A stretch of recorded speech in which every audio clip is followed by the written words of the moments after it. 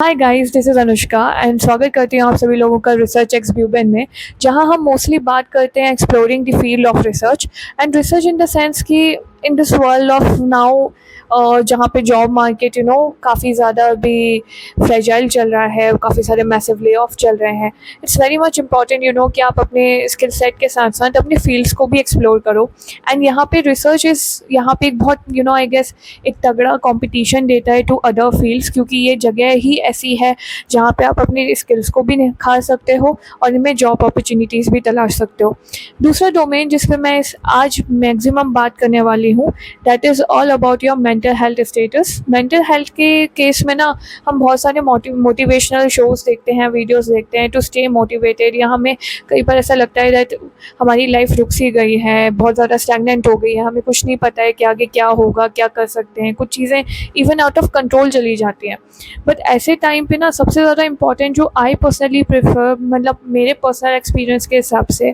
मुझे ये लगता है कि हमें ऑल वी वांट इज़ कि हमारे साथ में कुछ ऐसे लोग हमें दिखें जो एक्चुअल में कहीं ना कहीं एक सिमिलर पाथ फॉलो कर रहे हों या सिमिलर ऐसे प्रॉब्लम्स में जा रहे हों, सो डैट हमें ये चीज़ समझ में आए कि लोग बोलते हैं ना हमेशा कि you are not alone, you are not alone, actually you are not alone. But वो चीज़ ना हम तब तक नहीं देख पाते हैं जब तक हमें सामने वाले की भी चीज़ें नहीं समझ में आती हमें आज के ज़माने में आप देखो तो इंस्टाग्राम, व्हाट्सएप, फेसबुक वगैरह के आप कहीं भी स्टेटस में चले जाओ, स्टोरीज़ में चले जाओ, आपको हमेशा ये चीज़ दिखती है कि लोग मतलब काफ़ी खुशी के साथ में कहीं पार्टी कर रहे हैं, कोई इंजॉय कर रहा है, किसी ने कार खरीद ली, घर खरीद लिया। एंड यहाँ पे आप अपना जब भी स्क्रॉल करते हो यू ऑलवेज फील लाइक कि भाई मैंने अभी तक कुछ ऐसा किया नहीं है और लोग कितने आगे बढ़ रहे हैं, मैं ही पीछे क्यों हो गया हूँ या हो गई हूँ। तो वो एक पॉइंट ऐसा होता है जो आई पर्सनली फील कि लगभग सबके पास में आता है, सबके पास में ये फेज़ आता है।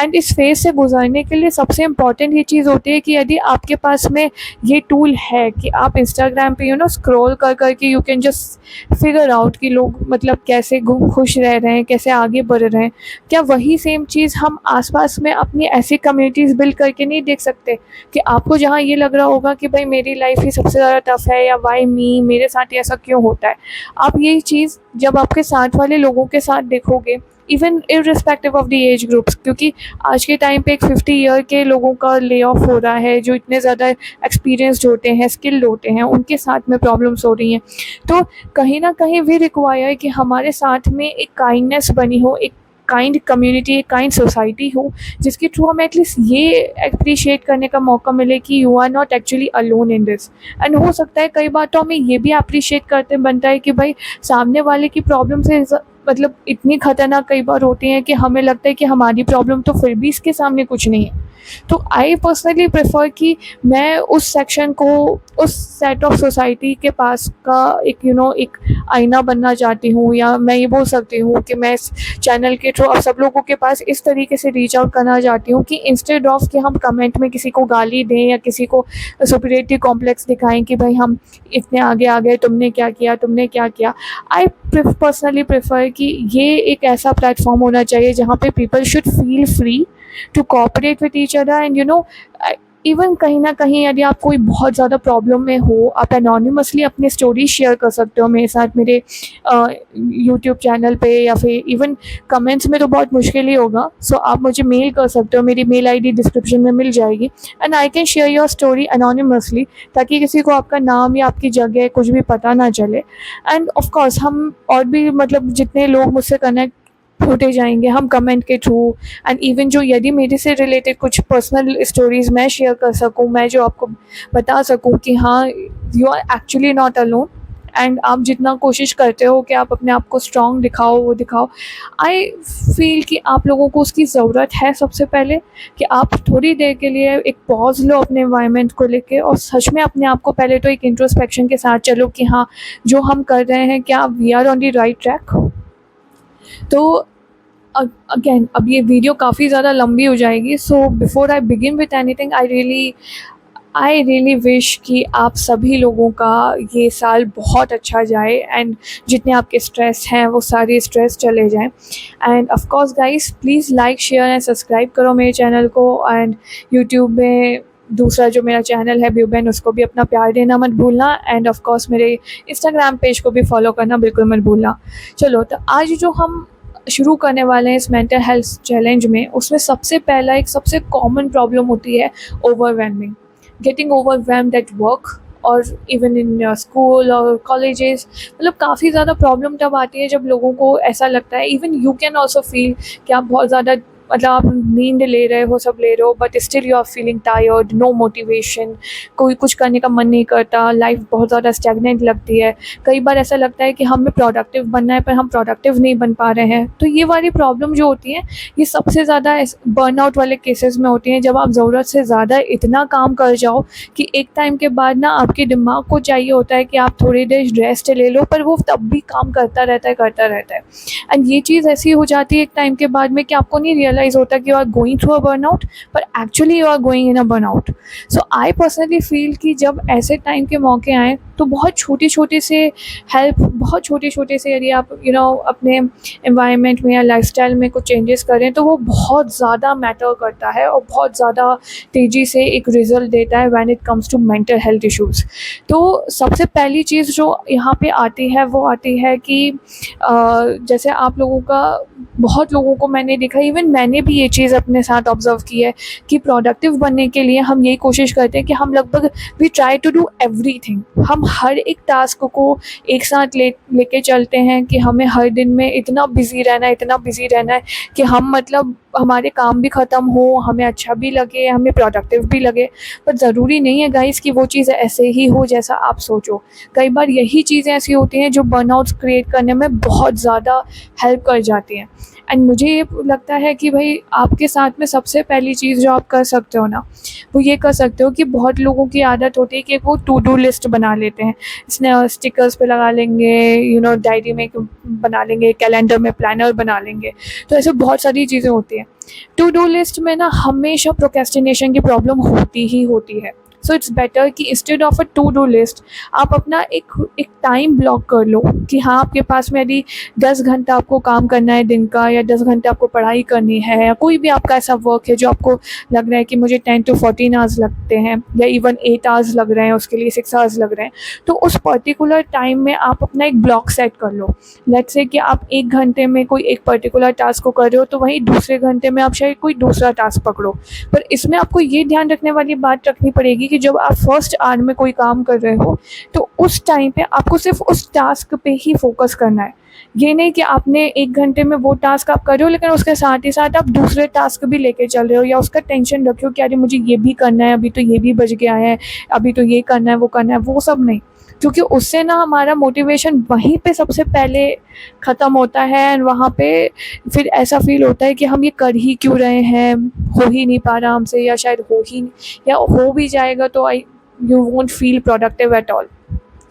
तो सबसे पहली ट्रिक तो मुझे यही लगती है कि सबसे पहला ना अच्छा टाइम ये है कि instead of a to do list आप अपना एक टाइम ब्लॉक बना लो। It can be anything, 15 minutes में रख सकते हो, 30 मिनट्स रख सकते हो, या 1 आवर रख सकते हो, डिपेंडिंग ऑन योर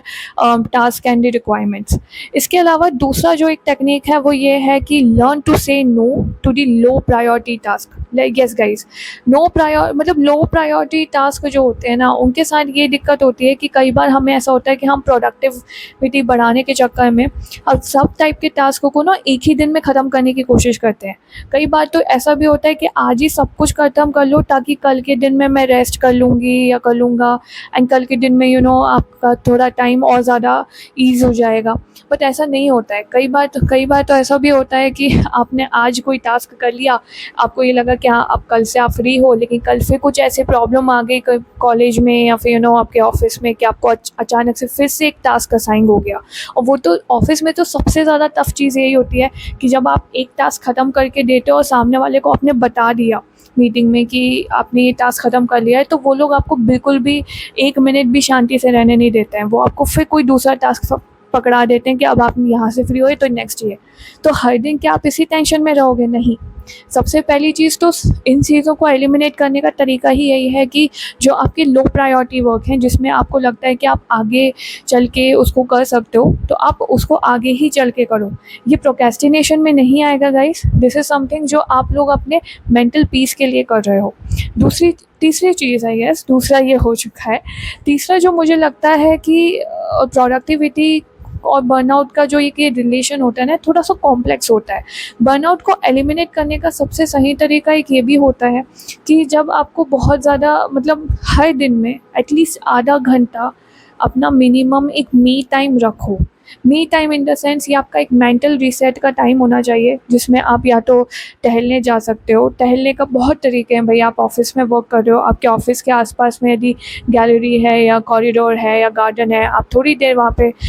थोड़ी देर वॉक कर लो। या फिर आप यदि वॉक नहीं कर पा रहे हो तो एक जर्नलिंग का काम हमेशा शुरू करो। कई लोगों को लिखने में भी आलस आता है कि यार इतना नहीं लिख पाएंगे, जो भी हमारे दिमाग में है बहुत स्ट्रेसफुल लगता है। तो मैं उन लोगों को सबसे ज़्यादा सजेस्ट करती हूँ कि आप अपने आपके मोबाइल में, हर किसी के मोबाइल में ना वॉइस रिकॉर्डर्स होते हैं, तो आप वॉइस रिकॉर्डर्स का इस्तेमाल करते हुए अपना एक जर्नलिंग वाली चीज़ रखो कि भाई आपको जो भी फील हो रहा है, पॉजिटिव हो नेगेटिव हो, जो भी हुआ हो, you can just at least say that out. ठीक है। एंड वो चीज़ बहुत हद तक ना हमारा जो दिन भर का स्ट्रेस होता है, टेंशन होता है, उसको रिलीज़ करने में काफ़ी हेल्प करता है। इसके अलावा सबसे इम्पॉर्टेंट चीज़ ये ध्यान रखने वाली है, last but not the least, कि आपको अगेन हर तरीके के काम नहीं करने हैं। आपको सिर्फ हाई प्रायोरिटी टास्क उठाने हैं जो हर दिन में आप उठा के काम उस पर कर सको। प्रोडक्टिविटी बहुत अच्छी बात है कि आप प्रोडक्टिविटी अपने अंदर लाना चाह रहे हो, कोशिश कर रहे हो कि आप भी बहुत दूसरों की तरह और ज़्यादा सक्सेसफुल बनो। But at the same time आपको अपनी मेंटल हेल्थ पे भी उतना ही ध्यान रखना पड़ेगा गाइस, क्योंकि यदि आपका मेंटल हेल्थ ही ख़राब हो गई, या बोला जाए बहुत टू मच ऑफ आप जब एक्सरसाइज करते हो तो आपको मसल क्रैम्प्स होना चालू हो जाते हैं, आपका एकदम से बहुत ज़्यादा बॉडी में प्रॉब्लम्स शुरू हो जाती हैं। वही चीज़ क्या हमारे दिमाग के साथ नहीं होती होगी? डेफिनेटली होती होगी। और यहाँ कहीं ना कहीं मुझे पर्सनली लगता है कि भाई आपके पास में ये 3 चीज़ें बहुत छोटी सी हैं कि आप अपना एक टाइम ब्लॉक आप अपना टाइम ब्लॉक बना रहे हो, अपना खुद का एक मेंटल रीसेट का टाइम दे रहे हो,